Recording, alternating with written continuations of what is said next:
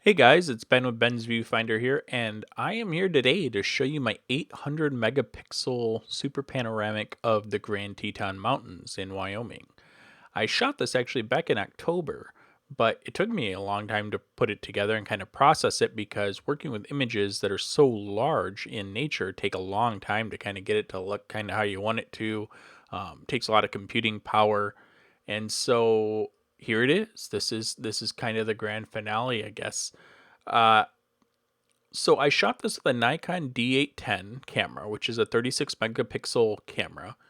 And the overall image you see here turned out to be just under, literally like just a tiny bit under 800 megapixels total in image. It took 53 images to shoot this.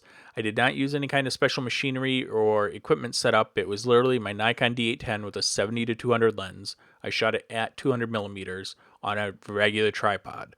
And I shot it handheld. I didn't use any motorized tripod heads or anything like that. And literally just shot across. Started here, shot across the bottom row that you see, went up, shot back across from right to left, went up and shot from left back to right. And basically just used visual cues within the scene to set up my frames individually and just shot them one after another, after another, after another. Clicked each shutter manually.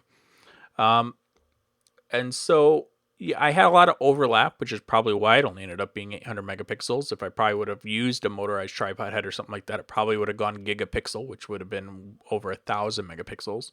But it is what it is. And so the reason I do this is because of the massive amount of detail that is preserved within the image, and simply how large you could print this image. You could print this image the size of the side of a building and retain details.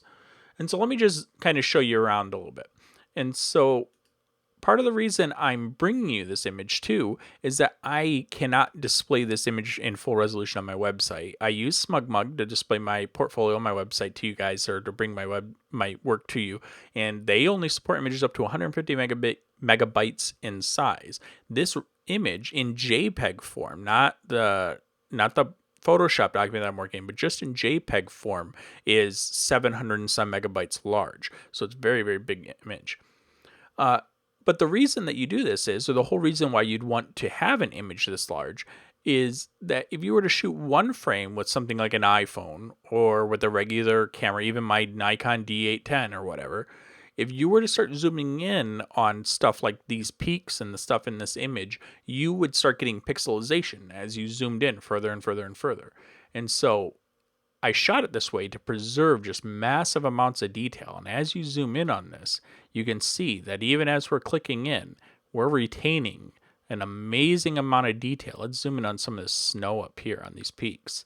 And you can see, even as I'm bringing this in, just an extreme amount all the way in here, we still have extremely good details. We can still make out lines in these rocks and lines in the snow. And as we get into here, this is pretty extreme. You can see that we are getting a little bit pixelated now. And this is what happens when you do, if you were to take a normal photo and start zooming it in, you would start getting this little bit of distortion we're getting now, even though we're coming all the way in here. And as you see, it gets worse as we zoom in, and even worse as we zoom in further.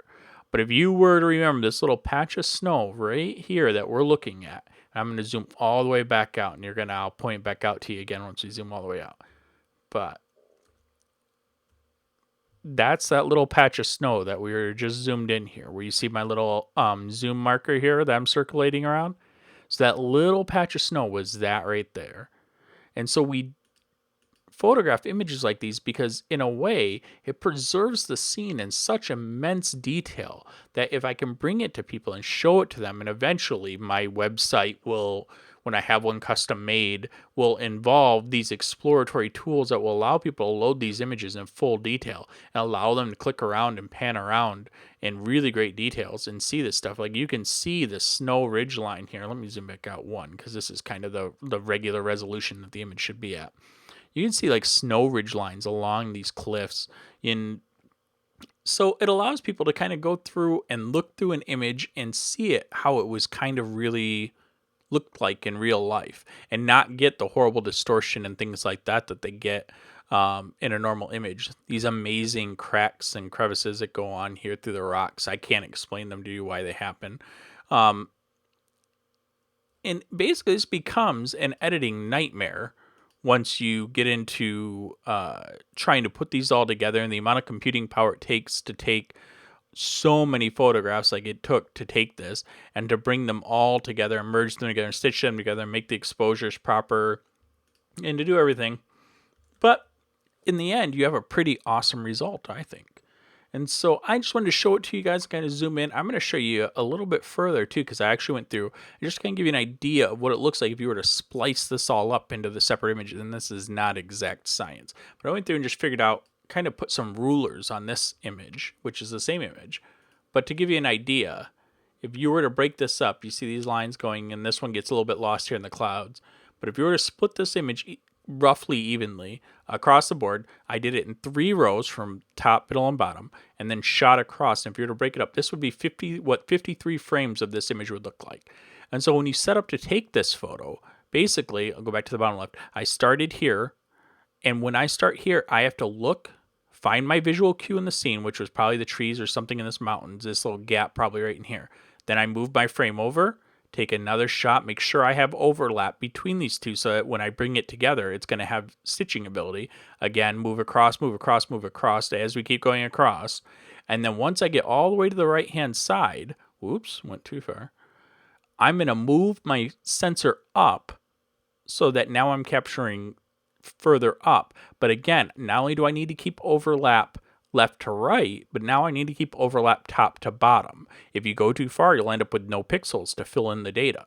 And so when you go to bring in these photos together later on, you have to make sure you have enough overlap in the images for them to have data to put the images together.